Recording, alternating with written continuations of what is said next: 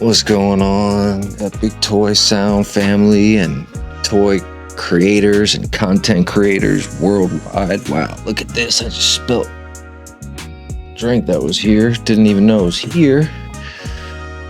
My boy Ronnie D.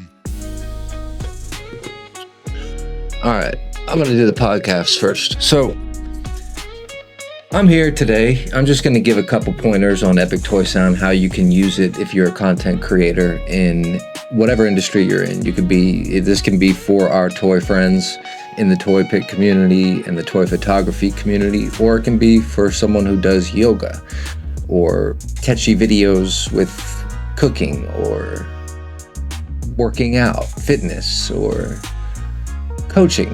Anything that you are able to create a form of content with, which is basically anything, and use audio in the background, whether it's just non-distracting lo-fi beats, or whether it's a soundscape that evokes the emotion you want to convey to your followers, to your fans, or if it's just for fun, if you're just promoting a song and you want to have fun and just that be your thing, is just releasing music. That could be a promotion in itself.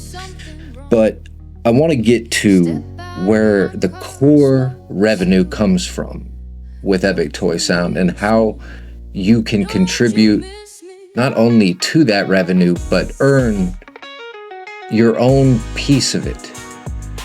It comes when everybody's doing it.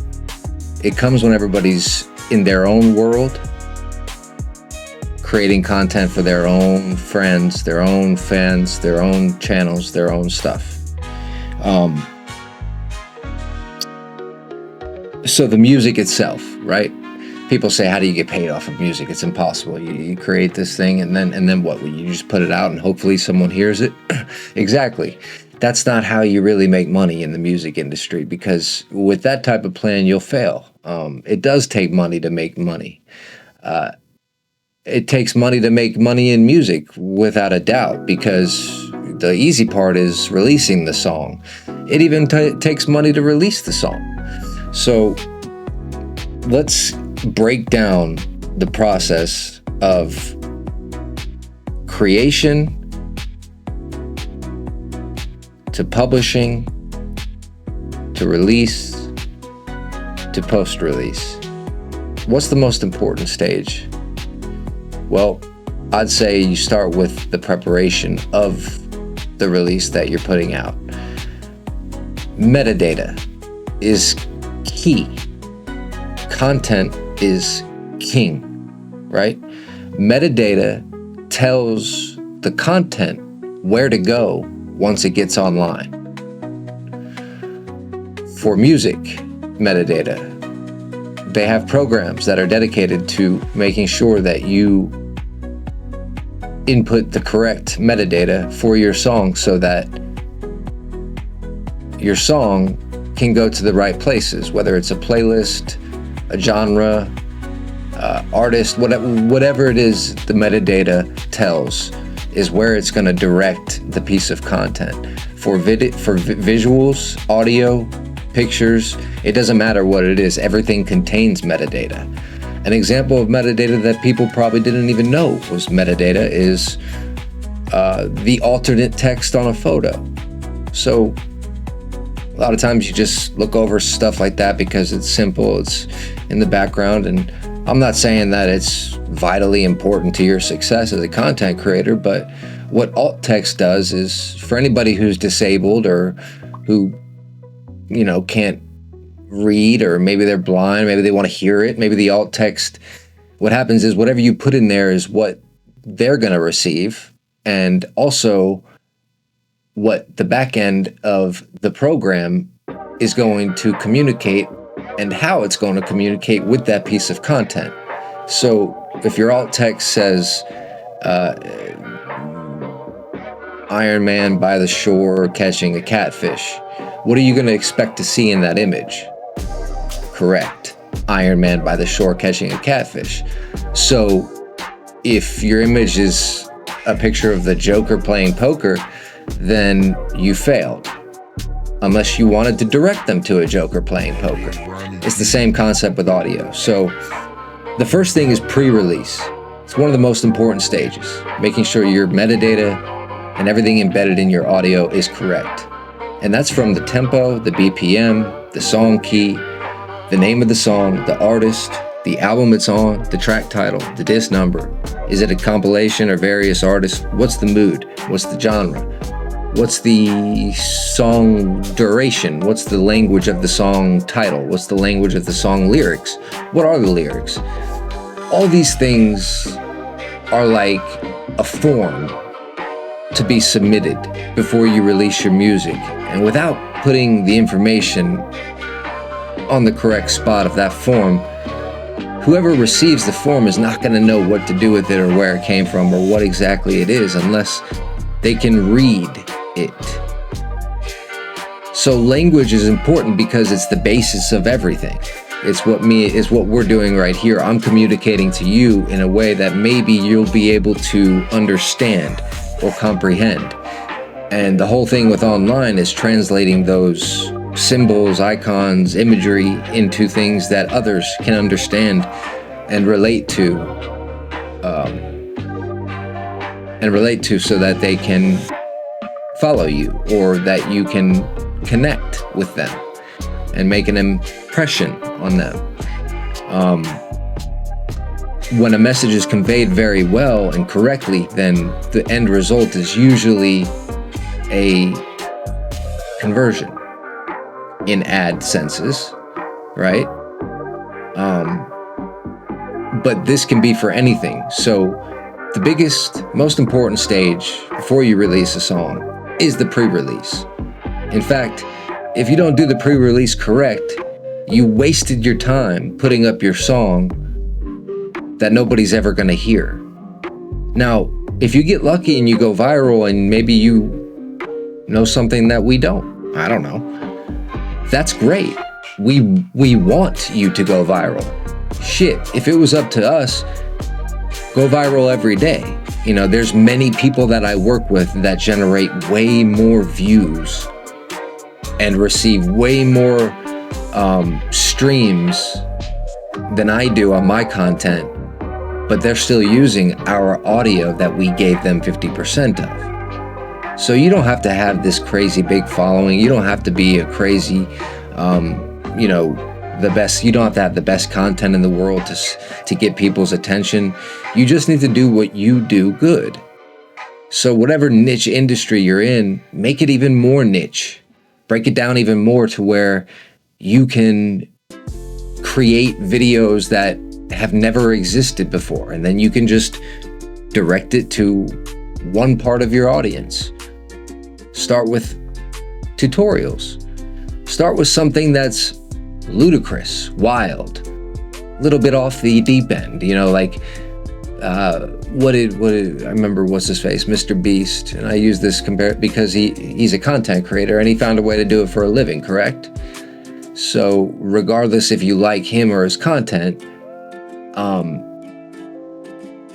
Mr. Beast makes a living creating content, right? And I remember at the very beginning of his run, I think the way that he got recognized or found is by doing some sort of crazy idea, like counting to 500,000 or 1 million or 100,000 or whatever it was. Because it's a little bit bonkers, it's a little bit off the deep end, and that's what's going to drive people to see his content. You're attracting a certain type of psychology, right? It's the same thing with any industry. So we have to make content and provide content that is going to help other people. Otherwise, the selfish motive will not get you anywhere. It definitely won't get you to monetize. So being all about yourself or thinking that, maybe that the stuff that you post is better than everybody else's, that attitude I've seen countless times just go down the shitter, because there's always somebody that's going to be a little bit better than you, and that's just the way it is in every industry. That's why trying too hard doesn't really get you anywhere. Seeking congratulations versus self-congratulations is less mature. It's not really a good look, so to speak. You all know when someone is seeking for congratulations. And you all know what it's like to feel like you have to give that person congratulations, even if they didn't quite earn it. That's a key word. Earn and deserve are both words that go hand in hand with monetization, reaping and sowing, and content creation, because earn and deserve is the result of what you put in and what you sow. So whatever you earn and deserve is what you've already sown. The content you release and publish, those are seeds. How can you connect with your audience on a bigger scale? How can you be more universal? What type of content are people consuming every day? What is the most engaging content that is posted on a day-to-day basis? In what industry, what field, what time, and how long is that content? What's the duration of it? Is it in the United States? Certain questions can open up ideas for you. I'm going to talk about the absolute monetization guide for Epic Toy Sound specifically today, because when you have a concept in an industry, and we can break that down into other different examples within the industry, people can understand it and relate it to their own industry that they're in. So let's talk about it. The core revenue for Epic Toy Sound. Okay, we got streaming. That's channel number one. What does streaming consist of? Streaming royalties consist of when your song and audio gets played across all streaming platforms: Spotify, Apple, Deezer, Ngami, DistroKid, Tidal,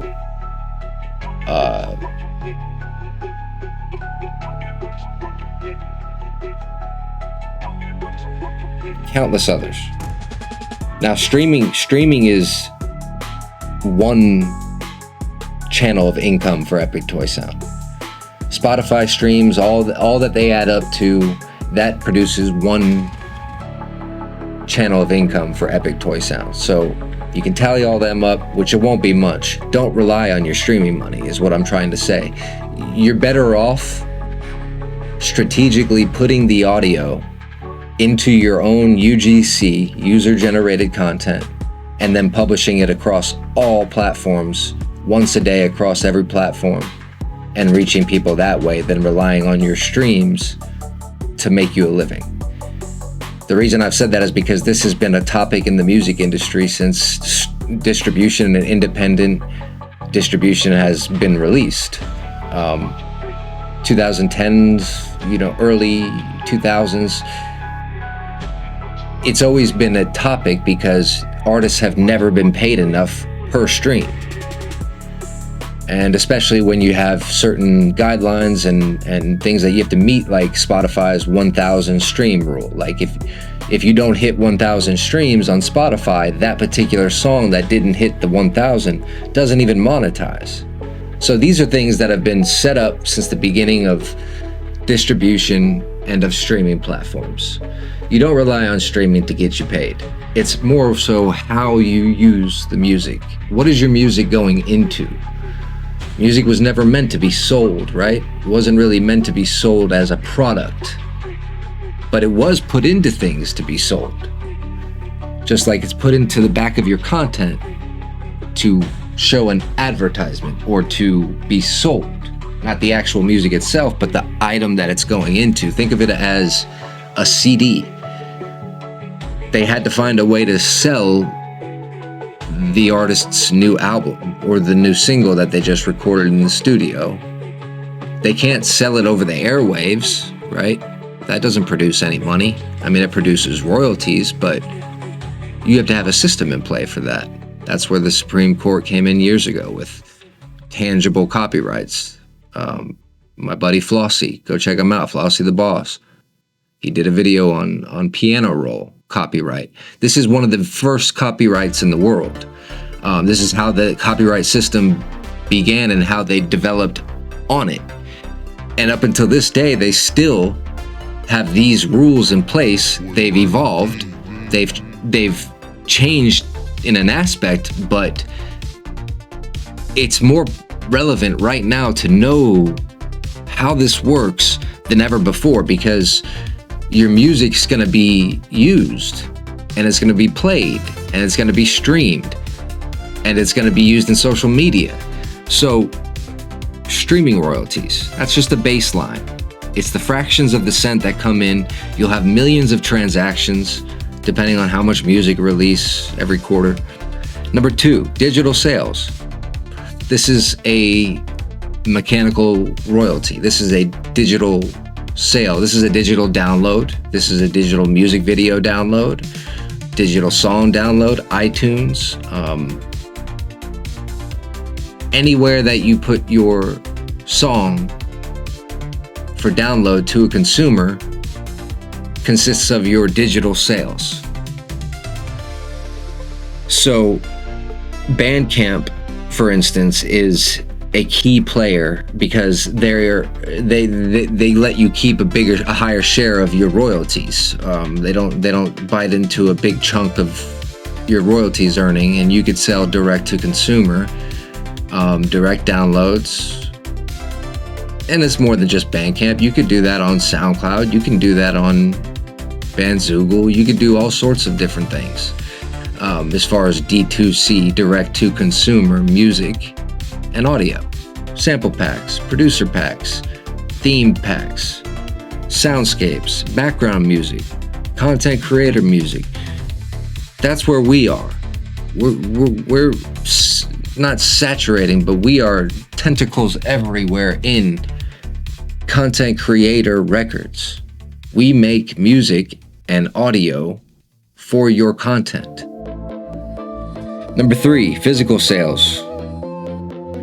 Physical sales have died since we were kids, but guess what? They're coming back because they're nostalgic. They're always going to be a place for physical sales. If you're a vinyl collector, you know there's nothing like playing a vinyl record. It's got a certain sound, a warmth to it that the radio and that streaming and that computers just don't capture. CDs, cassettes, vinyls, A-tracks, whatever you want to do, USBs, you can create your own physical product to sell. It's just another form of revenue. Number 4, sync licensing. This is going to be movie or motion picture royalties. Sync licensing is when someone from, let's just say, Hulu or Netflix calls a music supervisor up who they've probably had a relationship with for the last 10 to 20 years. If it's a new music supervisor or a new company, then they're going to use the resources they have available to get the music they need into their content and their videos. But let's just take one for traditional purposes. They'll call a music supervisor and say, hey, I got a scene that's about 48 seconds long. We're looking to cut and edit the audio throughout the scene, maybe have 20 seconds here and then fade out for a minute and close up with another 8 seconds. So we need about 28 seconds of audio. The mood is kind of dark. They're outside of a roller skating ring on a evening night, and the sky's got a pink purplish tint to it. And then continues to describe the scene that they need the audio for. Because you can't just go pick out audio and put it in the background of your video, because it is a copyright infringement if you don't own the audio. This is what I was saying about why would you go out of your way to post someone's audio that you don't even know? You could support them. That's totally cool. I'm not talking about that. I'm talking about as a content creator, if you're earning and if you're trying to make content creation into a living, why would you not use audio that you earn and generate revenue with? What's the reason? There could be several. There could be, I don't like the music. That's okay. We have tens of different producers who make different types of music, right? So find you something that works. Keep in mind, you're earning. Number 2, I'm jealous. That speaks for itself. That sucks, man.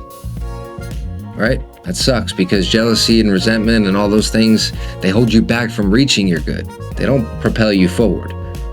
Number 3, you already are used to using the music that you use in the way that you use it.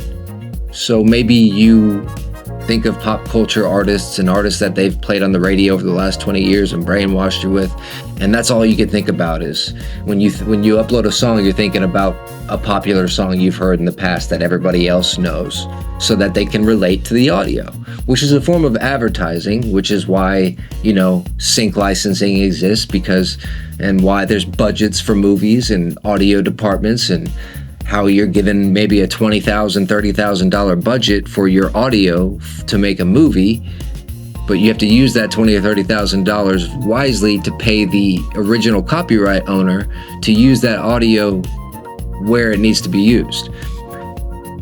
Now, this is good. This is okay. But like I said, if you go back to the traditional model where we're talking about a movie director or a movie music supervisor who's in charge of getting all the audio for that movie into the scenes that it needs to be in, you're talking about people who've had relationships with each other for years. So what would make them say, all right, Tom, sorry, man, I know that I've been giving you business for the last 15 years, but there's this new group called Epic Toy Sound that they're making bespoke music for every single industry, for every single genre, every subgenre, every fusion of genre. They've already got over 400 releases out within the year that I saw them. So Tom, I appreciate your 20 years of work, but I can get it for way cheaper with them. And I can get that budget instead of spending $30,000 on 7 songs for 10 scenes. I now have 17 songs and I own 50% of the song. So you can see where this can go and where it's headed. Number 5, limited edition drops. We'll create hype by releasing toys in limited quantities. These drops are going to be directly affiliated with the audio we release. In fact, the audio will inspire them.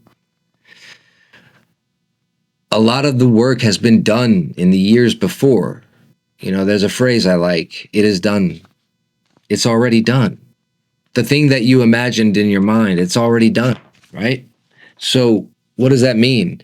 It means that we have created toy lines, we have developed characters, we have made hypothetical scenes and imagined different happenings and experiences so that we can create moods of music. We've already done that. Limited edition drops will be the art of toys on album covers put into something like a exclusive cover art for vinyl, or an exclusive CD art with a color jewel case like No Limit Records and Master P back in the day.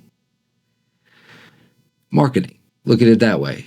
You have a new drop. You have your first debut release with Epic Toy Sound coming out in a week, for instance. You want to do something special for it. Maybe for the first 10 people who use your audio in a reel and tag you, you send a vinyl record with your original cover art to. How awesome would that be to have 10 limited edition vinyl records sent out to your 10 most valued most consistent and loyal fans. Not only that, but those 10 loyal fans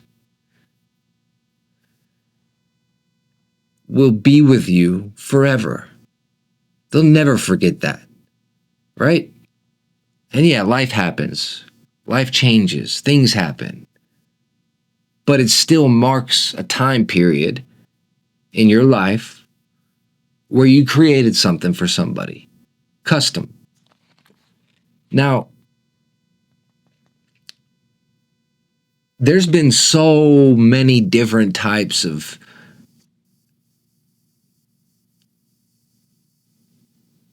I'm not even going to go there. All right, guys. Phase 2. We have the audience and the community, the ecosystem. This is how we monetize the fan base that we build around the products that we release, including the music and the audio. Ticket sales. We'll always have traditional raffles. We'll always have giveaways. Monthly giveaways are mandatory for Epic Toy Sound and Zillion Marketplace. Unbox Your Imagination mystery boxes, themed mystery boxes that have character themes such as Gotham's Finest or Villains Assemble or cartoon one, 90s nostalgia, horror havoc, all sorts of different cool themed boxes that contain different supplies, props, accessories, and characters for you to build an album cover. Now, this is cool because it basically encapsulates, is that a word? Encapsulates? It basically covers the entire process from beginning to start for Epic Toy Sound creation. If I send you an Unbox Your Imagination mystery box, and you open it up and there's an Iron Man, a Batman, a Bob Ross, and a Deathstroke, and the whole goal is to do an unboxing video, show the world what you got, and then takes these props and these characters and put them together in a way that you can create an album cover for it. Create a visual scene that can be used for an album cover. Well, here's the cool part. On that unboxing video, you've already embedded the audio that you own 50% of, and you've uploaded it to the shorts. Now you got people interested in the unboxing. Then you take all the supplies and you got them all in one pile. Show people what you do, how you make a scene. How do you turn that into a visual representation of a concept that has not been released yet? So if you have a scene that you've built and you're showing everybody the behind the scenes of this toy photography art, then you send the behind the scenes to us. We're already thinking of ideas for this one, right? It's already evoking an emotion when we see it, a mood. The behind the scenes itself will tell a story. And then we come to a realization and we have a concept developed, a final song title. This is the process. After the behind the scenes and after we see the scene itself and different versions, different edits maybe, we come up with a mood and a direct sonic identity that reflects the scene that you built. So a lot of times the inspiration is the toy art. You know, it's not the music first. Usually we get the scene. Now, we've had a library of over 50,000 records before we even started Epic Toy Sound. So this was an idea that was generating all these years. It just evolved into the technology of where we're at right now. We have AI, we have super fast speed tools right now. We have ways that we're able to create more in less time, right? All these things play into the launch of Epic Toy Sound and why it's a good time for bespoke audio in your custom content. You could be a video game player, a Twitch artist. You could be playing, 20 to 40 hours a week. Take that number, play with the audio that we split with you 50% down the middle, and instead of sitting on your ass playing video games, which is all right because video games do take a certain amount of skill and mind strength. I know some of the smartest people in the world that play video games every day.